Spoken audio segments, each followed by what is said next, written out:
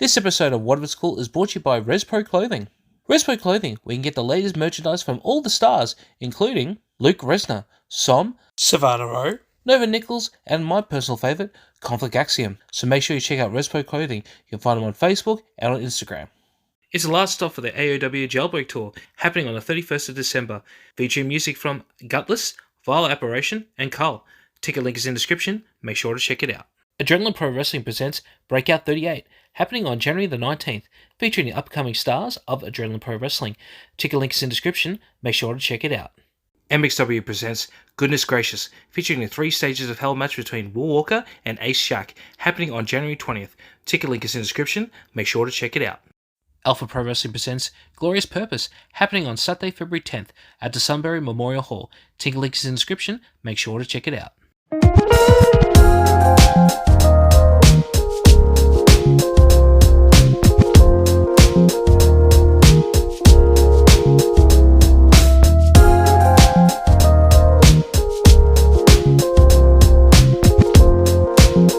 Hello and welcome to another episode of What If It's Cool, the show where we talk about anything and everything that is cool in the world today. I am always saying Bollocks, Daniel Paul. On this episode, I have a sit-down interview with Riley. We talk about how she got her start in the world of professional wrestling, the injuries that sidelined her career, and her amazing comeback. So sit back, relax, and enjoy Bollocks, Who Says That, with Riley. Thank you so much for being part of the show. I know you are busy and you're in Adelaide. Now, I'm going in this completely blind because obviously I'm in Victoria and you're in Adelaide, or as I like to call it, backwards town. Anyone from Adelaide, don't come at me. It's obviously a joke. It's just in reference to the Michael Weaver episode. Oh, okay, yeah. Yeah. Otherwise, we're a big country town. We're a little slow. Oh, look, I lived there briefly when I was working at another job, and look, it was 15 years ago, but at the same time, it was not a fun experience for me because there was literally nothing for me to do after 7 o'clock at night. So go figure. Yeah, I'm a country girl though, so it's a bit different. So has it changed at all? Like, is there anything fun to do? Look, probably not. Like there's fun stuff to do, depending what you're into, though, right? You know, like I said, and I'm a country girl as well, so I live out in the Adelaide Hills, so there's probably less to do. But you know, like as country people, we're more, you know, we make our own sort of fun, right? You know, like yeah, of course. You grow up and it's a rite of passage to, you know, end up in a paddock passed out somewhere.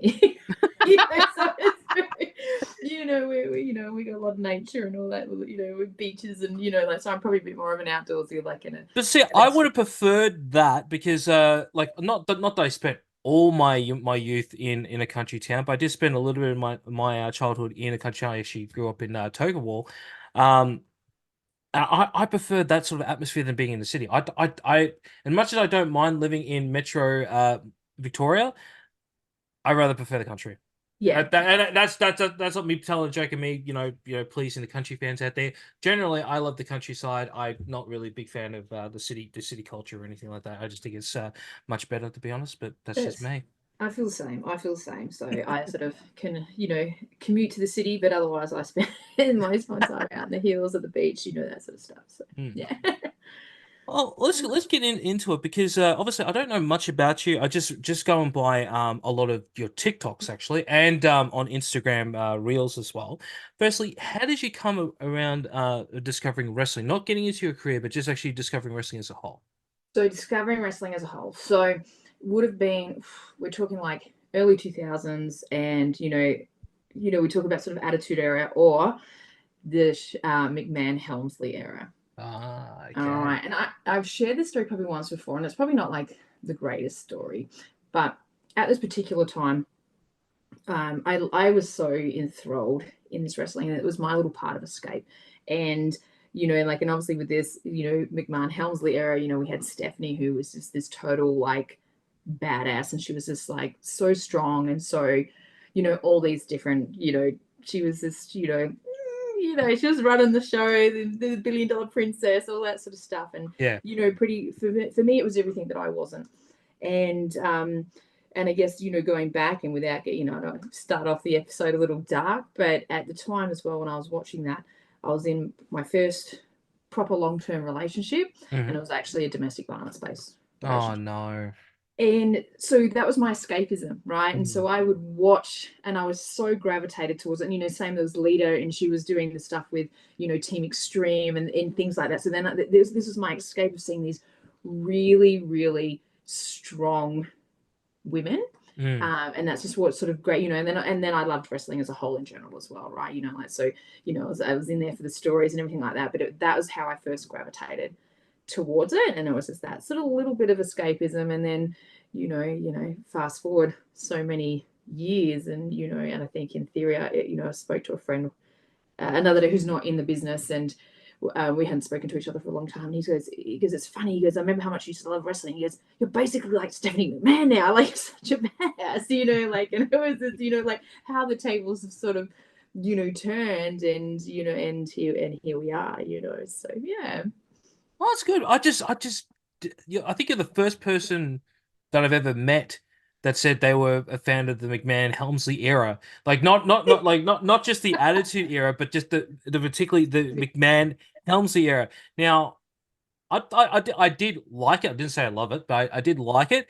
I just I don't know. I don't know what it was, and I always contribute this thought to this one photo of when Triple H won the WWF Championship, and Steph is pointing at them with her tongue out. I'm like, that is the most unco thing I've ever seen her do, and I think that's tainted that whole memory of that whole era because it just doesn't look right. Like Yeah. the DX looks absolutely fantastic, but then she's doing that. I'm like, it's like that uncool cousin that thinks they're cool and they just point to you. Yeah, That's what I yeah. feel. And I reckon like Stephanie had such a huge awkward phase during that part, right? Because she was just sort Oh, of catapulted onto TV, right? yeah. Like, so there was so much about that whole thing that was just so awkward. But and it's so funny when you look at things. When you look at things now, and if I was to watch it back now, you watch it from a business perspective, right? You Yes. watch it as, whether we're watching it as a wrestler or as a promoter, or as a booker, or running a company, like you look at it so differently. But then at the time, when I was watching it as a fan, and I was a young girl, I was, that era was when I was like, and I don't want to show my age here, but like 17 to 21, right?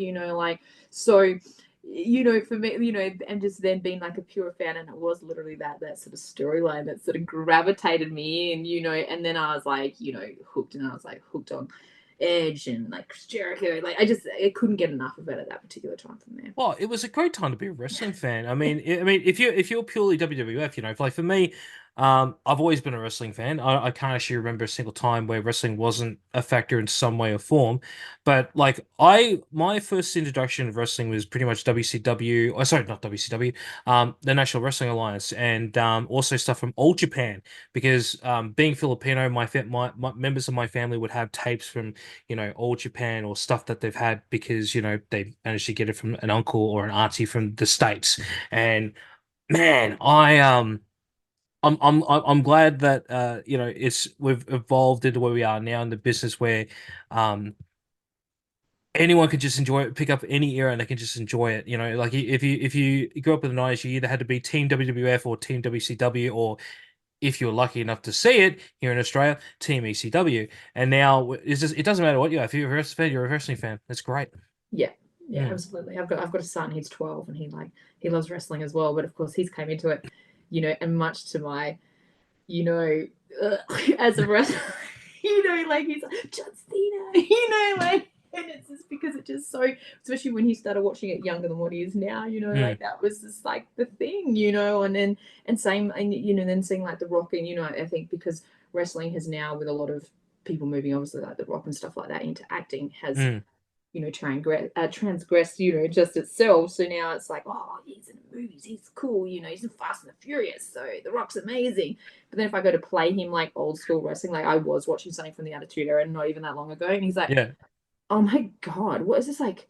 This is from the olden days. And I'm like, dude, it's like 2000s, like it was like not even long before you were born. Oh, the best one.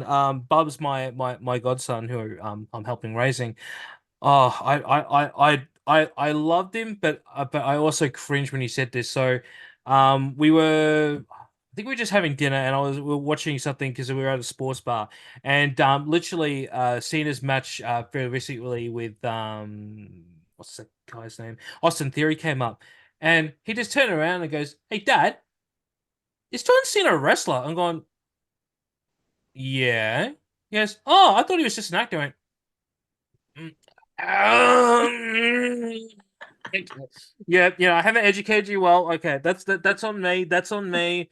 And then later on, In front of the TV. oh no no, It's on old school it, wrestling. it Watch it. got worse because we were watching I believe it was the history of the hardcore championship, and something of the Rock came up, and he just turned around and goes, "Who's that? He's actually pretty cool." I was like, "That's Dwayne Johnson, the Rock." He goes, "No, it's not. The guy has hair." I went, okay. Okay. And I was like, we're gonna watch wrestling now, and you're gonna enjoy it.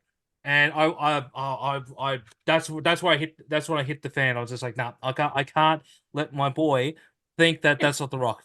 Sorry. You're sitting in front of the TV and you're just like chaining there, watching all this old wrestling. You appreciate it, damn it. You appreciate it. This is I don't know if it's just us getting older, but when you especially when you have little ones and they don't get it, you just have to you feel really bad because it's like it's on you. Like I haven't educated them well. I really need to do this, and oh, it's just that really It hurts, that right? oh that broke me.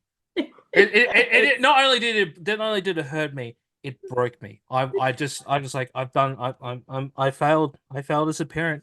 Um The thing is, though, he doesn't really like wrestling that much, but he's starting to get there, and I think ever since we had this little marathon, because we're actually watching the Most Electrifying Man DVD of Yeah. the Rock, man, he loved it. Like I think his favorite match was probably the unification match with Jericho and Austin. He loved it. He was like, "Oh, this is actually pretty cool. There's blood, there's chairs." I'm like, "Yeah, man, this is some of the best stuff you're ever gonna watch." You know? Yeah. Yeah. Oh, bless them, bless them. Hmm. Oh, how did you actually get into the wrestling industry? Yeah, so I probably got into it a bit later than most. It's, Mm, probably a bit more of a young person's sport, but I probably waited a little bit longer. But I got into, I can tell you exactly, it was 2009 when I first got into wrestling. mm, And I've always been into more alternative hobbies, sports, you know, things like that, whether we talk like skateboarding, surfing, just more, even like a little bit of ice hockey there for a little bit, more extreme, more physical, more. That's always, I always grew up mm. doing the other stuff, like netball and all that sort of stuff. But I was probably a bit too rough and tough. It probably would have been good if like women's AFL was around when I was younger. I probably would have been all right. But so so and anyway, I was living up. So it's funny with Adelaide, right, and in South Australia, where wrestling's sort of popular. Wrestling is very popular in what you would call the northern suburbs. So it's not necessarily where I grew up. I was in the southern suburbs, and then same within the hills. We didn't really have wrestling around there except for what we were seeing on Foxtel. Yeah. So for me, I didn't even actually know that pro wrestling existed in South Australia as an actual thing. And I happened to see a poster, and because I'd been living in the northern suburbs for a little while there, and I'm like, I'm going to go give this a go, and I did, and I went and trained at the time, um, and probably not necessarily with the most reputable person in the world, because when you haven't been exposed to what is out there. And I think like especially around 2009 as well, the promotions are very different now to what they are then, because I think when I look at people who run different promotions here in the state now, we were all kids in 2009, right? We were in like our early sort of like 20s, like some younger, in their early like late teens, so everyone was more like, wrestling and then partying and all that sort of stuff. So it was a very different landscape to what it was Oh, it now. definitely was. Yeah, and I wouldn't say, and so the person who ran the school, I know I'm not going to name names because I don't think this person deserves airtime anyway, but um, he was very in and out of wrestling, but at the time he was bringing down some internationals, which not a lot of people were doing in South Australia. So people like Al Snow, Chris Masters, and people like that, and Raven, he was bringing down those sort of people as well. Mm, And but he's very in and out of wrestling, and I remember like training for a little while, like, and anyway, it sort of ended up. It's funny. It could have been one of those moments that could just like turn you off of wrestling forever, right? Like when you haven't actually been trained enough, and then mm. this person, wanted to bring down a girl from another state, and and with obviously intentions that he wanted something from her. He's like, we'll chuck her in a match with you. And I'm like, well, I've been training for like 2 minutes. And I laugh because I do call that match. It was a tag team match. And funny enough, that my tag team partner at that time, I ended up going on to marry. So that Aww. was, yeah, which is lovely. And but after that match, it was funny. I had this one match, it was a tag team match, and we look at back. It was, oh god, we laugh. It's called the match of never ending waist locks. Because it was like waist lock, reverse door, waist lock, reverse door, waist lock. Because I swear to God, that was like the only thing that I knew how to do. And it was just like, and it was just, and when you get back afterwards, and like, and I think almost in my head, I'm like, I am never doing that again. Like, when you feel like you're just sort of almost thrown to the wolves and put out in public to do something that you have not, that you've had like bugger all training to do, right? So from there, what I did is I just went, I was a manager. And I thought, I'll just valet. And I'm like, wrestling's not for me. And, and then, hubby and I at the time, and then I, got pregnant, had a baby. So then I, moved on out of wrestling for, obvious reasons. I remember, Yeah, of course. I valeted my last match and I was pregnant at the time, which, that was fun. And then, went and did the mum thing for quite a bit. And then my hubby started Adelaide Championship Wrestling. And he started that with, it was a couple of other people at the time, and because we wanted to have somewhere it was just a little different, I guess a little more inclusive is what we were looking at setting up at the time.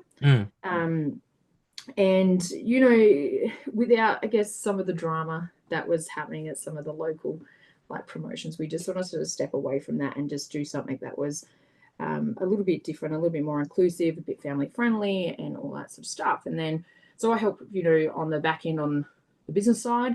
Then I thought, right, it's sort of time. I want to come back, and I was coming back as a valet again, because it was another girl who was being like a manager, and I was just going to sort of help with the storyline. So I thought, well, I'll come back in and do that.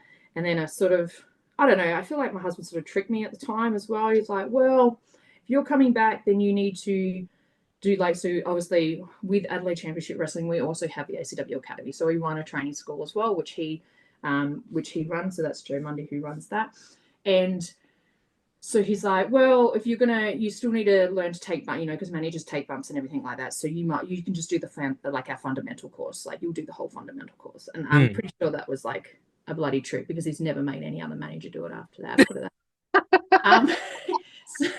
then when I got to that point, I'm like, well, if I'm training to do it anyway, I'm not going to be like, I'm going to wrestle. You know what I mean? Like I'm going to have to do the same training as everyone else. And it pretty much when I started training as well, like I got hooked, and I was just like, boom, I'm doing it. So that would have been late 2015, 2016 when that actually happened. So 2009, took a break at about 2010, then didn't, back the back of the scenes, door staff, that sort of stuff. And came back and actually learnt properly and got trained correctly and safely and all those sort of fun stuff. And it didn't take me long. Like I trained pretty quick, and then I was sort of in matches from there. And yeah. I haven't met your husband, but fuck, I love him so much right now.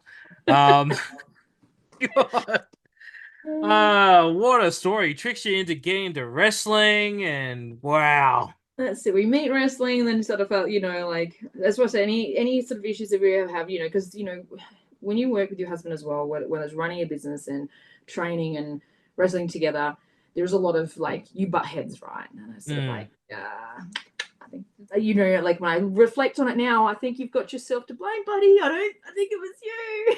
You got, and look, maybe in his head it was probably easy to have somebody in wrestling than when you don't have a partner who's not in wrestling. It can be a little bit tricky. Oh, look, if it's worked out for you at the end, so you can thank him for it. But promise me this: anytime, and not that I'm foreshadowing anything, knock on wood. If you ever get hurt in the ring, you can hang so much shit on him for it. It's like, this is all because of you. I broke my leg, and he has to sit there and go, "Yep, I'm sorry, darling.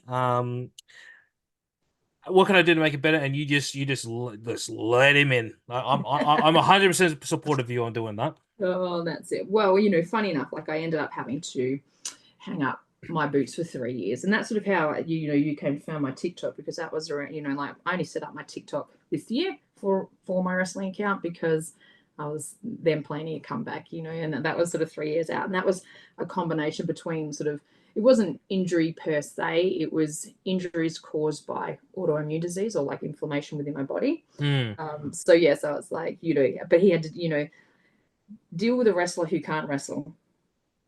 It's not good. No, it's not. It's not good. And, unfortunately, he had to then live with me for 3 years not being able to wrestle. So that probably wasn't the most fun situation for him. But, then obviously I did other back end stuff and did it as general manager for that time as well. But Well, talk me through about the injury. What exactly happened? And because obviously you said it was like injury brought onto it. What exactly did bring it up that you went, okay, I really need to take some time off for this? yeah, so it was tough because it was sort of right at when I was hitting my stride, my peak as well, which is really annoying. So, Mm. and it sort of it took about a year to also culminate before I had to hang up the boots when the warning signs were there. And it was funny. Mm. So initially I won the ACW Evolve champion. So I became the inaugural champion of that. And that was, like if you look into anything with my career, I guess I sort of hang my hat on. We did a lot of intergender wrestling. And I think that like ACW, Adelaide Championship Wrestling, really was innovative when it came to doing intergender wrestling. And we were the first ones to do it full time, Mm-hmm. not where it was attraction matches. We very much had to lay a lot of groundwork for that now makes it possible for what we see today, especially when we see women main champions of other companies and stuff like that.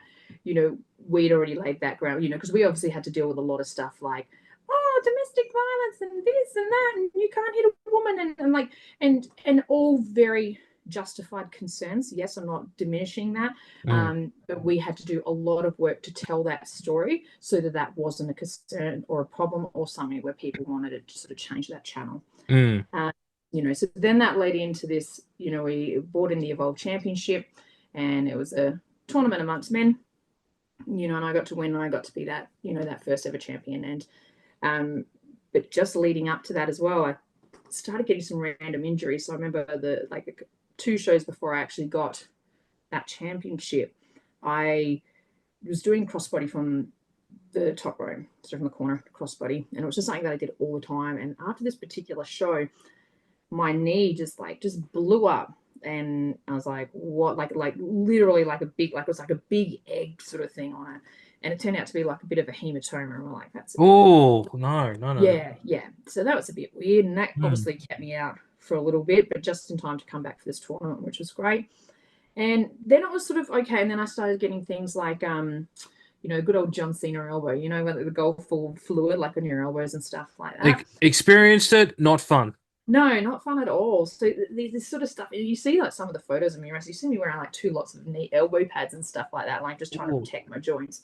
And that sort of just went on, right? Like, and it was here or here, and then towards the end, it just started getting really bad, and I'd have bursitis in my shoulders.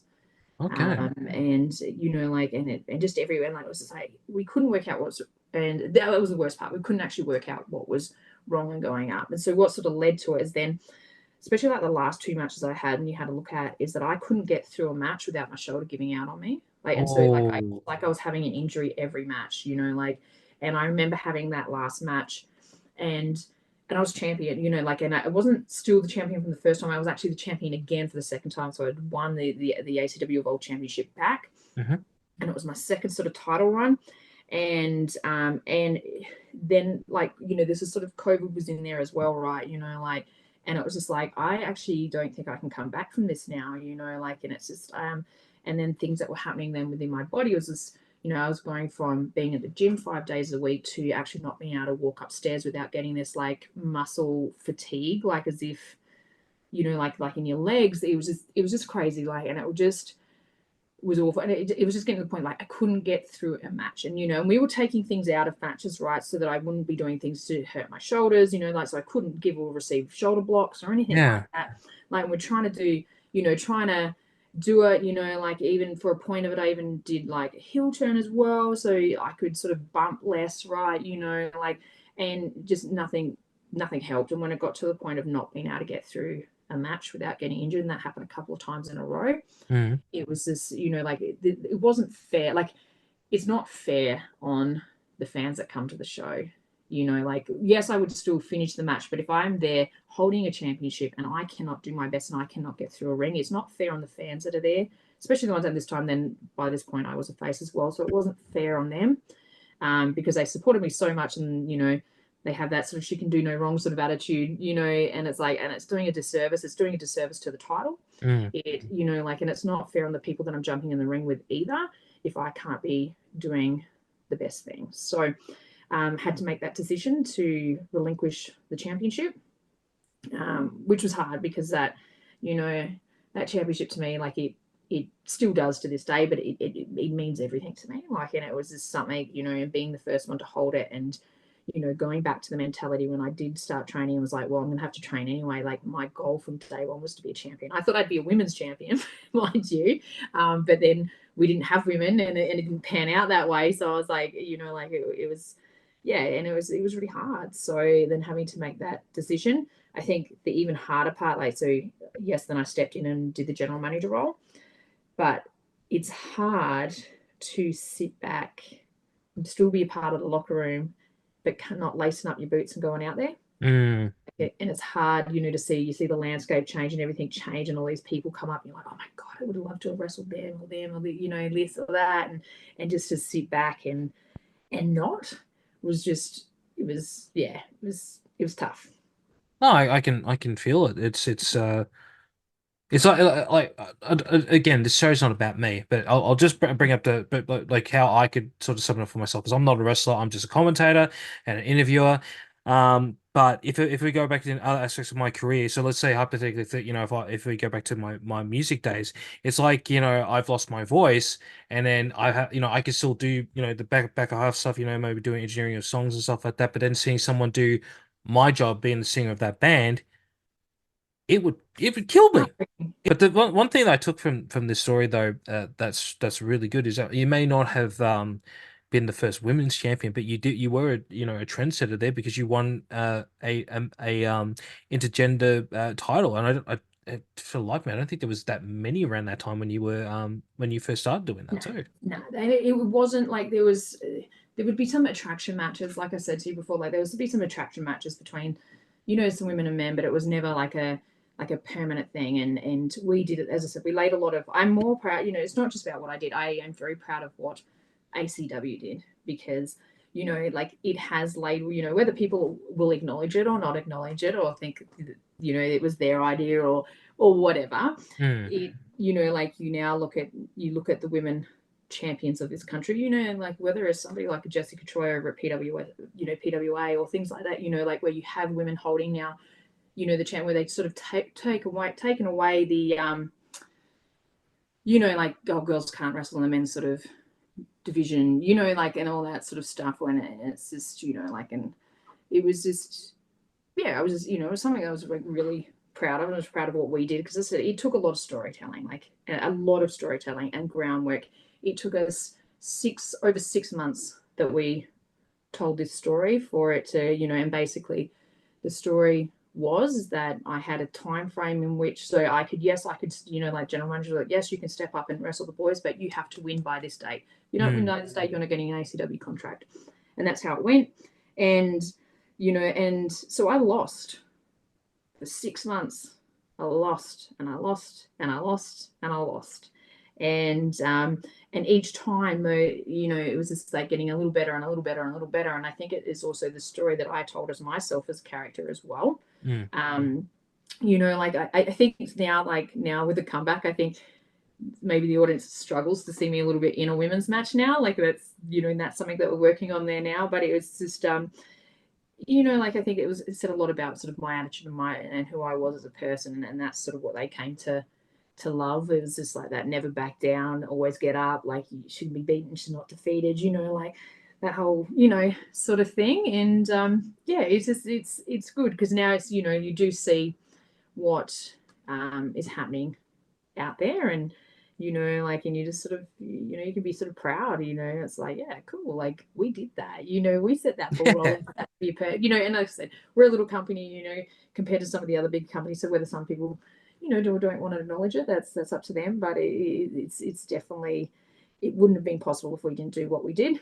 And I think that also from the fact that they were able to then jump straight into it without having to worry about what we had to worry about, in the sense of, making sure it didn't come across as domestic violence, or, or that, you know what I mean? So Yeah, no, they of didn't have course. to, they didn't have to deal with that. They just got to jump straight in and be like, yep, she's going in there, she's going to wrestle the man, and boom, she's champion. That's amazing. That's cool.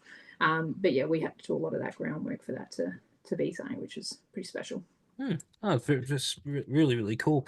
I just remembered something, and I want to ask you about. I haven't watched the match yet, but oh, I've seen him at lives that many times, and he still scares me. He's not on my list of my top 10 list of people I'm scared of, because I haven't seen anything that's really terrified me yet.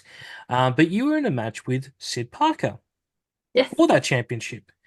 Yes. Um, what can you tell me about that match? I'll hopefully one day we can do a reaction video to that. But I want to hear your take about this match. So I've had two matches with Sid, and I think this is the one from 2018, the one I saw that was. I think this is on your not Facebook, on Instagram. There was like a photo or something came up. yeah.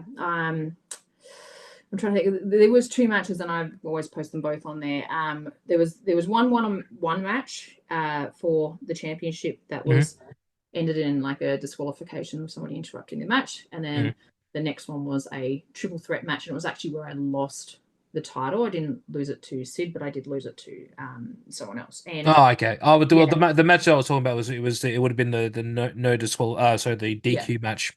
Yeah. yeah. So, um, yeah, like I don't want to give something away, so I'm not going to say too much. I'll say on our next show that we've got Erica Reed Yeah. coming down. I think you can join your dots there a little bit, but um, I love wrestling Sid. Like that was there would be up there with some of my favorite matches that I've had, and he pushed me in a way to get a little like out of my comfort zone, and just yeah, I have so much time and respect for that man. Um, and for Erica for that matter as well. But like for that match itself, though, that really took me to another level. It really pushed me like outside of my comfort zone. It had me doing new things, taking new moves, and yeah, it just yeah, I have a lot of time for that man. And he's absolutely phenomenal star. I wish he was wrestling a lot more. It's just like the only time I ever see him is probably on in reality shows. I haven't seen him do too much since then. I see a lot of Erica's stuff, and she's oh my God. I'm if anyone's seen Hotel Underground, um, I love Erica, but there was one scene in that movie that nearly made me throw up.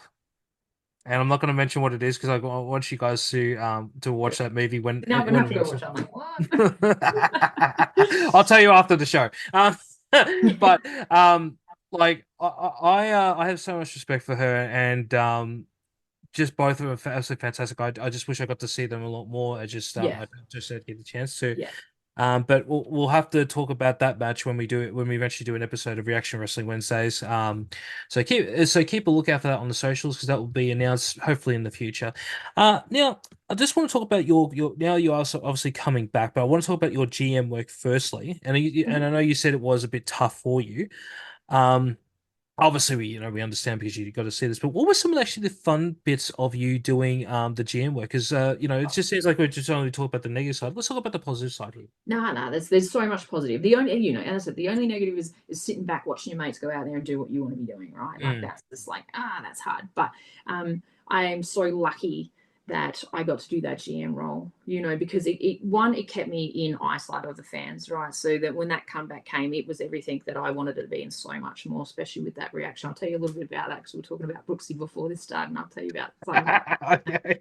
But uh GM wise though, like I loved it, like, and and I love being on the mic, like, and it's funny because now that I'm doing this, it's like now the sort of parts you're like, oh yeah, but I do miss doing that part as well, like I do have a real good connection with the fans, and I've got a way on the mic and being able to hype them up and all that sort of stuff. And of course, and I got to be like the boss lady, like, that's pretty cool. Like, I Who love doesn't that. want to be the I'm boss? a boss, Seriously. and I, and was lucky, because and I still got to be involved in storylines as well. We made storylines between, at the time we had another there was another guy who was GM, and our stories were a little bit similar. So this was someone called James Cruz. He doesn't wrestle anymore, but he had a shoulder injury, so he was the GM. And then as I needed to come into GM, he wanted to get his injury, like, so he was sort of,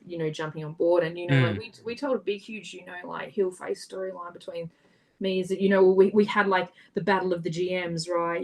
Like to winner take all was going to be the GM. So we had that for him to then be able to go back into wrestling. And then, and then we had then another, like, and then, we had quite a storyline as well of, like me setting people up to wrestle him and giving him a bit of a hard time like he did to other people and stuff, like, so we found a way to like still really be, not just a voice on a mic, but still a character and still, still involved in storylines, which was just amazing. And it's that having that connection to the fans as well, and hyping them up and getting them ready, like, I love that stuff. Yeah.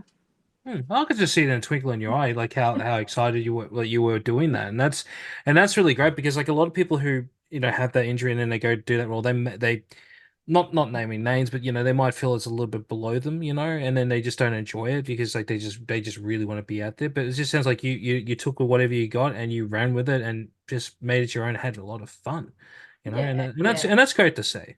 Yeah, absolutely. And I didn't. I had a blast with it, and I think any role in wrestling, whether you're a wrestler, a manager, any role, that role is what you make it. At the end of the day, that role is what you make it. And if you want to sit there and think that, yeah, it's beneath me, or this or that, or that's the same with, you might be, even wrestlers can be the same if they think something's beneath them or something like that, you know or if they don't, and you see it sometimes with the wrestlers as well. They just come in and they wrestle and they do the thing, right? Mm. But it's up to you, and any storyline, I feel like it's up to you to make that storyline, and to make that match. You know what I mean? Like, whether Yeah, it's a storyline or whatever it is, or just like, or as a GM, make that role what you want it to be and make it your own and have some fun with it. exactly. Yeah. Yeah, there's no, I think sometimes we get, and that's can be sometimes a lot of egos in the business too, right? Like, that's, I'm just a ref, or I'm just this. No, well, you know what? We wouldn't be having matches if there wasn't a ref. You know what I mean? Mm. Like the ref is also a part of telling a story. So is the GM, and so is everyone. It's a team effort. You all got to work together. Everyone has a part in a wrestling match. Whether it be the ring crew, the ref, the commentators, the wrestlers, even the crowd. Yep. Everyone has their own part to play. And when done right, you can have, oh God, Amelia, I blame you for this. Um, you can have a 5-star match, from Dave Meltzer. God, I feel dirty saying that. Um, sorry. Um, I mean, for those that don't know, Amelia Crow, my relative, which will be on the vodcast coming soon, repeatedly kept saying Dave Meltzer 5-star ratings, and it's been stuck in my head ever since. So thank you, Emilio, for that. Um, oh God. Uh, but no, that's really good to hear. Now let's talk when that you find out you're cleared to go back into the ring. Firstly, how long ago did it happen? How were you told? And just tell about that whole day. Yeah, so I guess it wasn't a day situation. It was like a month situation. Oh, It went okay. over months. All right. So you can, like, even on the ACW YouTube page, I actually have a comeback series called Restitution that you can see on there, and actually tells a story pretty, like, in whole, bit of fun, with some of the other wrestlers who helped me train to come back and stuff like that. It's a bit of a laugh, good watch. But what happened was I went on, and it's going to be, I don't know, is it controversial? I don't know. I went on to the carnivore diet. So in April of this year, I started the carnivore diet. And what And from when I started, I'd really seen this girl on TikTok and stuff like that talking about, like the lion diet, which is like the same sort of thing. And she was someone who had all these issues with autoimmune disease and all this sort of stuff. And I guess to do a little bit of the pre-stuff before the comeback, right? So in the 3 years of being off, or even just leading up until having to handle, I exhausted all my avenues. I went and saw all the specialists. I did the medications. I had the tests. I did all these things because one, I didn't want to have to relinquish a title. Nothing worked. And then even when the day that I relinquished that title as well, I had always said that I will come back. Yes. Like that. That was always, I didn't know, it's like somehow, somewhere, I don't know how, but I'm going to make this happen. And but it was funny, at this point in time, like by April of this year, I'd probably, in the back of my mind, probably given up a little bit on it, to be honest, because, it's been 3 years, almost 3 years by now, And so, yeah, I went to do carnivore. So, and this girl that I'd seen down the carnivore diet, because I'd done everything else, nothing else worked. And it was just, a bit of bollocks on that sort of side of things. It was a bit disheartening and all that sort of stuff. But this girl, she'd had all these like autoimmune issues herself, to even the point of not like being able to pick up her own kid, all this sort of stuff. Like she had like rheumatoid arthritis, like obviously autoimmune covers so many different sort of things, like sort of branches. Like I have celiacs, and then I have markers for other things, but they couldn't work out what it was. And it was just all this back and forth, like bollocks, and they could never get down to the ends of it. And, and it meant I had to like give up a lot of stuff, and like I said, going to the gym, and all the sort of active sports and all the stuff I was doing, I couldn't do it anymore. So anyway, this girl on TikTok, she's done this, and I was like, well, what have I got to lose? Like at this point, what have I got to lose? I've tried everything else. I'm either going to try this and it's just another thing that doesn't work and whatever. And that was probably, and I probably went in with the mindset that's probably like, I probably didn't think it was going to work how it worked, but it did. And so what happened from there is that by removing a lot of that other stuff out of my diet and stuff like that, is that actually like the inflammation and everything that was in my body that was causing me to have the bursitis and the injuries and all that just went away. Wow.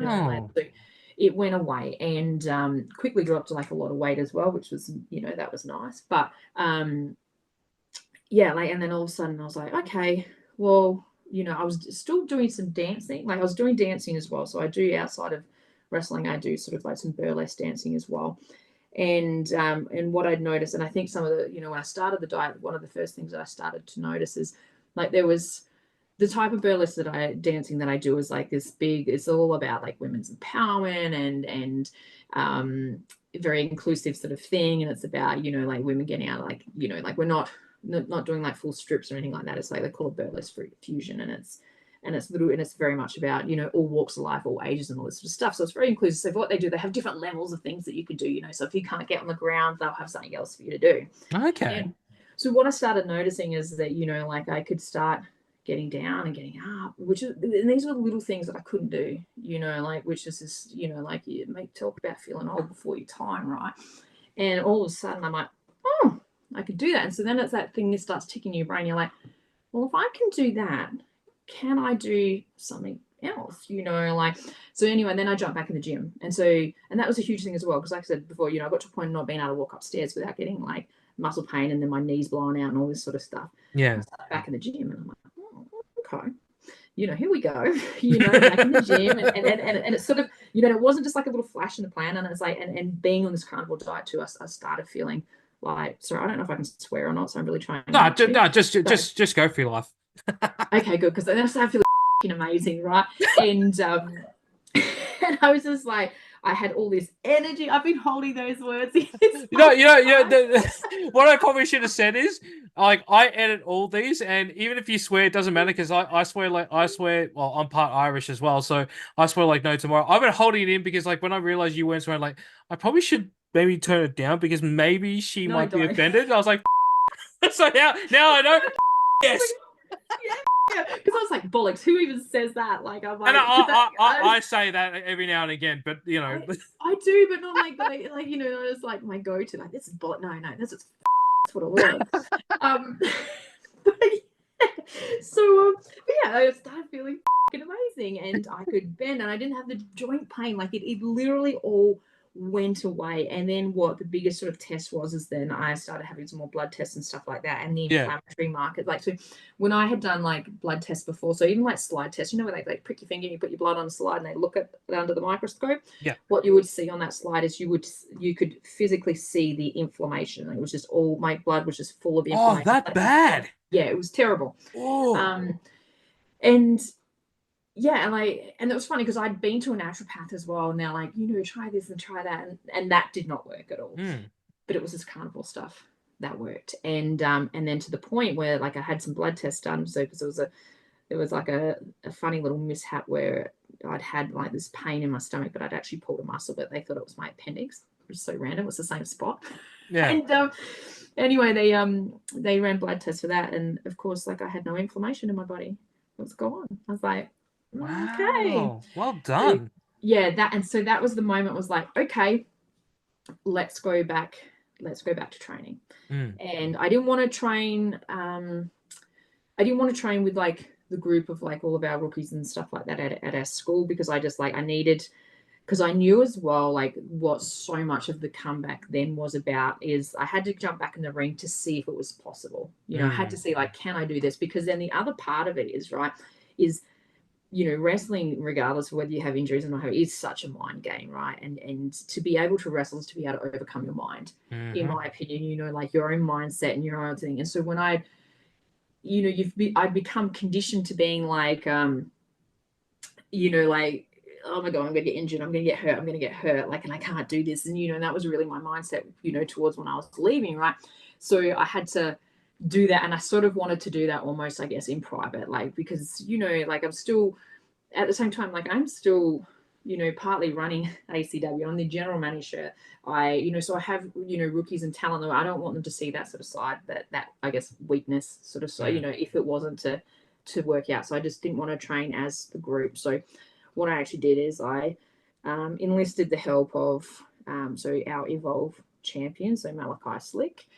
He's like a very good friend of mine, so he was going to come along to training, be the poor little bump monkey, has to do things to me, and then like in my mind right now, all I'm hearing is dun dun dun dun dun dun dun dun dun dun. Right. And then I got Down Under, so one of the wrestlers here in SA as well.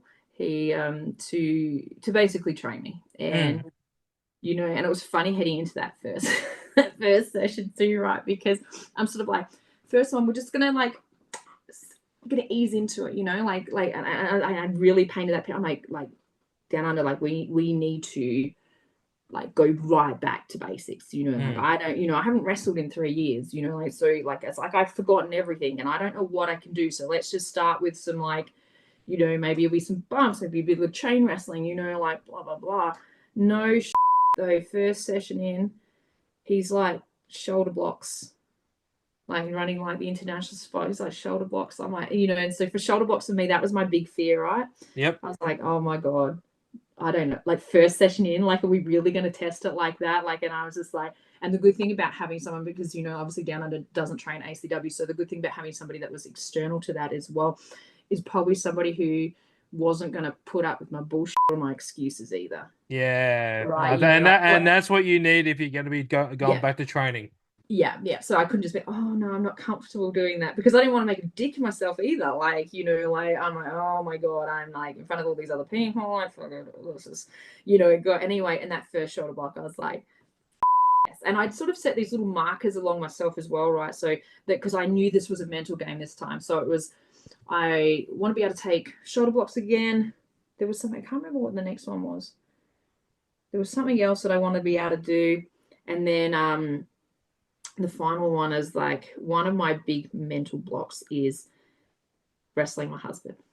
Oh. Hang on, how long have you guys been married now? 10 years on New Year's Eve. So I would think that would be the most easiest thing to do, because after 10 years, you'd be like, you know what? I remember what you said 5 years ago when you called me this. I'm going to take it out of you in the ring. I don't know if that's just me, but that's just how I see it. No. So there's something about, right, like, so when you are, like it's so it's intimidating in the sense that is the person that you least want to let down in the world. Like you want them to be proud of you. You know what I mean? Like, and he's a bigger guy, and he hits harder as well, right? Like, so, and not like anything weird, but like, and it's also because that is your coach and your trainer. So like it is that reflection sort of side of things as well, where like, and I think if you ask anybody who jumps in the ring with somebody who is their like, so if they have a match with their coach or their trainer, you'll find that like it's funny, like because I even know it for some of our rookies, they're like, oh my god, yeah, like like they love learning from this, like, but if I've got to jump in the ring, like it's so scary because there's that thing of not wanting to let that person down. Yeah. Right? Okay. Like, I understand where you're coming from here. Yeah, and that's sort of where that comes from. And so for me, it was always like I would, like we have wrestled obviously in the past before, and so for me, I was like, nah. Anyway, comeback match, that's what it was. But it's just we managed to get to those hurdles and get through that time, and so then we set a date for that sort of comeback to happen, because everything like training wise, it was like, yeah, it's actually going pretty good, like so. But then we sort of knew when it was funny because I was probably ready. So the way that ACW works as well is that we do sort of 3 house shows to then a big show. Okay. Right? So we knew that we wanted this to be on a big show. Like it needed to be. We knew what the reaction was going to be, and it needed to be on a big show. We also wanted to have a build up and tell a story with it as well. So we had the story then with Mundy as well, of telling that story of us not getting along, and with that side of things there as well. So that took time as well to build up, but it was like almost like the last 2 to 3 months, it's like, oh my god, get me in there. Like I was just so like like still training, still going through, still doing the thing, but I was just like so feeling like so ready for it. And then it happened over, and we would do, but it was funny because we were telling the story for like at least, I don't know, 4 months or so before, 4 or 5 months before actually doing it. So there was always like some sort of altercation or interaction between me and Money just to lead up to that, with the telling the story and everything there, to then finally have that big pop moment to, then have that comeback match, which was at Estonian Hall, which was really good. And it was one where we had Brooksy on the show as well, when he's come back from his tour of Japan. Yeah. Well, before we get to the staple question, you did mention that you said you were going to say something about Brooksy. Yeah. Let's get to it. Brooksy's amazing. I love Brooksy. I think he is just like, he is a top class bloke. He's just, and I've known, Brooksy, like he's come down to Adelaide for so long. Like when he was like a scrawny little boy with like little stars like on his, navy blue tights, like. I forgot about that. Yeah, right. And but even like throughout my career as well, like he's just been somebody that has been a mentor as well. So like back in the day, especially before I'd had to hang out the boots, like I'm one of those sort of, I'm a sponge type of person. I want all the information, I want to hear it, and I'm going to get different perspectives. And so and we'd develop that sort of mentor relationship where I could send matches to him and he would look at the matches, give me a little like rundown, like this, or you could do this, and like it was just fantastic. And obviously he'd been like, we'd worked shows obviously when I'd been on the show. So I think when he was our ACW heavyweight champion, I was the ACW Evolve champion. So like he's been around, and he knew the sort of reactions and the sort of pops that I get as a face wrestler. And it was funny because initially he'd made a couple of comments like leading up to it. He goes just like it just says a lot about him, the type of guy that he is, and how I think that he does so much more in a locker room than people realize as well. Like, and I think that he's a big part of Australian wrestling in that sort of instance, and he is an all round a really great guy. And leading up to it, is sort of we were messaging back and forth. I said, we're looking at getting him on that same show, and I said it's going to be my comeback show, and he goes, I won't have to work that night. Then you'll have the crowd already for you. Like just comments like really building you. He's just like, bless him. And anyway, it was so just before we're about to I'm standing in like that gorilla position, getting ready to go out, and we played a promo, and the crowd's like already starting. Like you could feel, like you could feel the energy in the room, man. Like it was just like when I said to you that comeback was everything that you wanted it to be. You know, it might not have been a 5-star match, you know, because it is the first one back. There's going to be a little bit of rust there, but that energy and the pop and the crowd and everything that you want, the story that we told, it was, it was there. Just thinking about it is like gives me goosebumps. It's giving me goosebumps thinking about it. Yeah, it was just like, oh my god. And so he was obviously main. I think I was just after Inter, and he came up to me. And while I'm waiting that gorilla's position, he sort of like whispered in his ears. He goes, "You remind all of them why the you're here." You know, like just that moment, you know, like and why you have the place that you have on the card. Like you remind them who the you are, you know. And it was just that like bolster that you're like, thank you, you know, like it's just like you know, you walk out, you're so fun, you're you know, like, and it just like it was just so funny though. Like it was just like the funniest moment because he just you know what he's like such a lad, right? And you know, but he can have that like that effect in that moment with somebody as well, you know, like, and he's awesome. I love him. He's amazing. He's so good. So yeah, I was pretty stoked about that. He made that moment though. I think he made that, you know, that made that moment like a lot more special than what it was just for having someone like that on your side, giving you that pep talk. Like it's all these things that just make it special. But you know, in a true Brooksy fashion, you might know who the you are, you know. God bless Adam Brooks. That man. You're not the only one to tell me stuff like this, and but this is usually off camera, not on shows. But man, I reckon he's a dead set legend, and love him, absolutely love him. All right, Riley, we have come to the staple question here. What if it's cool? What is something that you find cool that nobody else does? Baywatch. Oh God, the show Baywatch. Now, hang on. Because there are 4 actually no, there's more than that now. All right, so there are several iterations of Baywatch. Which one? I'm talking like OG Baywatch, like Pamela Anderson, David Hasselhoff. Yeah, like OG. Yeah, I love it. I still watch it. So I don't know, like Samsung TV, right, has this thing where they have their own stations, right? They have I don't know what it is, but they have their own stations, right? They literally have a Baywatch station. Now I remember I was addicted to Baywatch when I was a kid. I just fucking loved it. And then now that it's here, I watch it all the time. If you know, when you want these shows where you don't have to think or anything like that, and you just want something sort of on in the background. Yeah, that goes on. I'm like, my god. Like,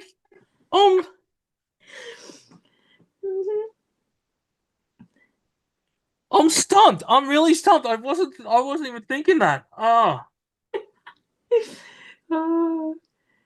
But then again, I like as long as you didn't say what was it called? Was it Baywatch After Dark? The one where it was it was like a supernatural / detective show with David Hasselhoff. How terrible was that? Do you know what? I didn't even know that existed. Like I watched, like I was an avid watcher of Baywatch when I was young. Like it was a part of my child. Like everyone watched it. Like it was like this thing. And I think because I was naturally drawn to like the beach and surfing and all that stuff, so that's why I loved it. And I love like a huge Kelly Slater fan as well. You know, helped that he was in it. Like hello, but I had no idea of the existence of. It's called Baywatch Nights. Oh, Baywatch Nights. Okay. And I had no idea of its existence. Right? I'm pretty sure it didn't come out here in Australia. I remember seeing it when I was in the Philippines, and I'm thinking, what the is this? Like, because it literally was because like someone said, oh, you like David Hasselhoff, you like, and I'm like, yeah, I love Knight Rider, and I went, no, Baywatch. I went, I guess I can have a perv on some of the chicks there, and we put it on. I'm like thinking, what the is this? Because literally the opening scene of this one episode was him like stalking behind, like sneaking behind a whole bunch of crates, and I was like, what the? This isn't Baywatch. This is like some really shitty version of Knight Rider, but without, right? You know. And there's 2 seasons of it. Might I add? No. Yes. I thought there was only 1 season of that. And funny enough, it was my mum of all people that put me onto it. She goes, I found it on YouTube. She goes, check this out. And anyway, there was these 2 seasons. I watched the first season. The first season I sort of got through, and I'm like, this is not okay, cool, whatever. This is what it is, right? Like I was just like, it wasn't as weird in the first season. Like he was like he was doing the detective agents. Like it was weird, but it wasn't as weird, right? And then it was like but I couldn't get into like the second series. That's when all the weird shit started happening with the because that's the one that is. supernatural. Yeah, I thought that was all in the first season. Okay. No, it was in the second season. I was like, what the is this? And it's really funny because one of the characters they introduced, like Donna, she was actually introduced on Baywatch Nights before she was on Baywatch. What? No. Yes. And Oh my God. So now watching Baywatch now, watching it back, so many references, like you can actually pinpoint the time in the series when Baywatch Nights was, because they're like, oh, I mean, if you're not too busy, you know, with your detective work, like this is a line that I had never even picked up that it was even said before. And I'd watched every episode, like you would not believe as a child. Like I was just like, what the hell? And I was like, because I always thought it was weird. I was like, how did this girl, she's just randomly here? Like, what the hell? But that is how. And yeah, I can't say no. I didn't get into, you know, like, and same like Baywatch Hawaii, like that's a bit like, but you know, Jason Momoa was in Baywatch Hawaii, right? Yeah. I had no idea. And who could remember the absolute classic that was Baywatch Australia? No, see, I didn't even watch that one. Oh Don't even search it up. It is not worth it. It is terrible. It should be burnt. Nothing came out of that except for seeing Tanya Zayeta in a bikini. That was all that was worth watching about that show. And I don't mean to sound, you know, like that, but unfortunately that was the only thing, because that show was terrible. Yeah, and so was Baywatch Hawaii and stuff like that. Like, oh my God. So it was I didn't mind Hawaii too much. It wasn't as bad, but oh God. What's it been 5 minutes? I've been making fun of Baywatch, but I have to openly admit this. It's not as bad as the Baywatch Hawaiian wedding movie that they made. Oh, God. That twist at the end. Oh, you like how to fuck up an entire series. Is that movie right there? Because like I'm not going to spoil for anyone, but there was like a in wrestling terms, a heel turn that no one saw coming, and then I'm sure you're not spoiling it for anyone.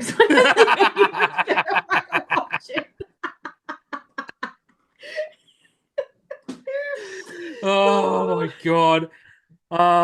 Riley, it's been an absolute pleasure having you on, and I never thought I would ever talk about Baywatch on this show. That's for sure. Where can we find you on all on social media? Yeah, so where can we find you on all your socials? On the socials, so pretty easy. Like it's just Riley_professional wrestler, and I am on, or I think on TikTok it's Riley ACW, but yeah, TikTok, Instagram, Facebook, the usual, yeah, all across those platforms. With that one there, I think you'll have a look at got an Instagram, you know, if anyone wants the fun Instagram reel to watch, it's probably the one of me slapping my husband. I've got like 17,000 views. People seem to like that. That's on the ACW page. So, you know, check out like Adelaide Championship Wrestling as well. So jump on their social. There's at their AC Wrestling SA. Yeah, and you get some cool stuff up there. We've got a lot of up and coming people on there, so definitely give them a watch, give them a look, jump on the YouTubes. You can catch. I go to YouTube series, you can catch that Restitution. That's cool. Yeah, I'll definitely have to check that out after we finish up, because I reckon that'll be pretty cool to see. But Riley, thank you so much for being part of It's Cool. I can't wait to see what's next in your career. Hopefully, we see you here in Victoria sometime down the line, whether it be in any promotions here. But Riley, thank you for being part of What If It's Cool. Thank you so much for having me. And that's the end of that episode. This is the final episode for 2023, so I want to thank everyone who has tuned in, listened, watched, supported, or done anything to be part of What If It's Cool. I appreciate all the feedback and all the views and listens that I've had this entire year. I'd like to thank all my guests who have been on the show. Without you, the show would not be possible. And just letting me into your lives for how, you know, whether it be a half an hour episode, a full long 1 hour episode, or multiple hours if you like to listen to this these episodes on repeat. I hope you do. But thank you so much for making 2023 an absolute amazing year. I can't wait to see what 2024 looks like. And with that being said, don't forget to like, share, and subscribe to the show wherever you get your podcasts. Want more from What If It's Cool? Make sure to check out the YouTube channel, where you can find the latest episodes of Mukbang Around, Reaction, and of course the vodcast. And don't forget to follow What If It's Cool on all socials. It can be found at What If It's Cool. Keep that support coming. And for the final time of 2023, I'll catch you on the next one. Peace.